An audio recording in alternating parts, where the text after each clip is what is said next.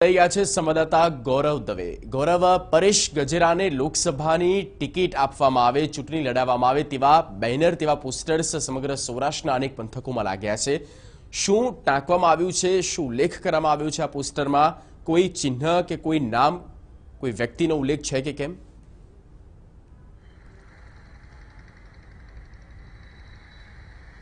जगदीश, जे रीते राजकोट विधानसभानी राजकोट लोकसभानी बात करिए तो राजकोट लोकसभानी जे बेठक माटे जे हमणां भाजप द्वारा जे सेन्सनी प्रक्रिया करवामां आवी छे अने त्यारबाद हवे क्यांक ने क्यांक राजकारण गरमायुं होय तेवुं चोक्कस ज लागी रह्युं छे। कारण के जे खोडलधामना जे पूर्व प्रमुख परेश गजेरा छे तेमना पोस्टरो राजकोट शहेરના विविध विस्तारोमां जोवा मळी रह्या छे। हाल हुं राजकोटना किसानपरा चौकमां छुं के ज्यां आप जोई शको छो के जे पोस्टर लाग्યું છે તે પોસ્ટરમાં ચોક્કસ જ જે રીતે પરેશ ગજેરાનો તસવીર પણ જોવા મળી રહી છે અને તેવું પણ લખવામાં આવ્યું છે કે જો પરેશ ગજેરાને જો બેઠક માટે સિલેક્ટ કરવામાં આવે અને ટિકિટ આપવામાં આવે તો કાલાવડ સહિતના જે જૂનાગઢ, અમરેલી, સુરત સેવા જેવા લોકસભાની જે બેઠકો છે તેમાં ચોક્કસ જ ફાયદો થઈ શકે તેવું ઉલ્લેખ કરવામાં આવ્યો છે અને જે પાટીદાર સમાજ છે, સમસ્ત પાટીદાર સમાજ તેમના દ્વારા પોસ્ટર લગાવવામાં આવ્યા છે એટલે ક્યાંક ને ક્યાંક હવે પરેશ ગજેરાનું નામ પણ ચર્ચામાં આવી ગયું છે અને ચોક્કસ જ જે રીતે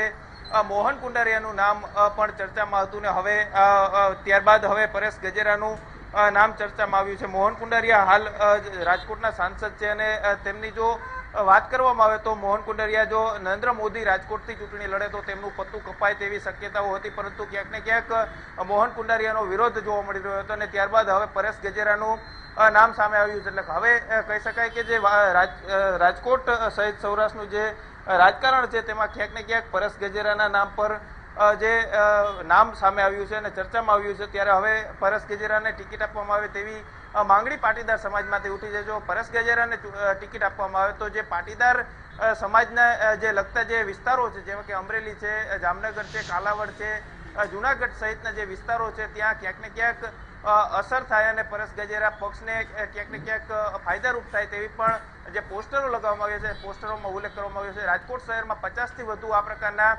વિવિધ વિસ્તારોમાં પોસ્ટર લગાવવામાં આવ્યા છે ત્યારે હવે કયા પક્ષ દ્વારા પરેશ ગજેરાને ટિકિટ આપવામાં આવે છે તે જોવું મહત્વનું રહેશે। જી જગદીશ।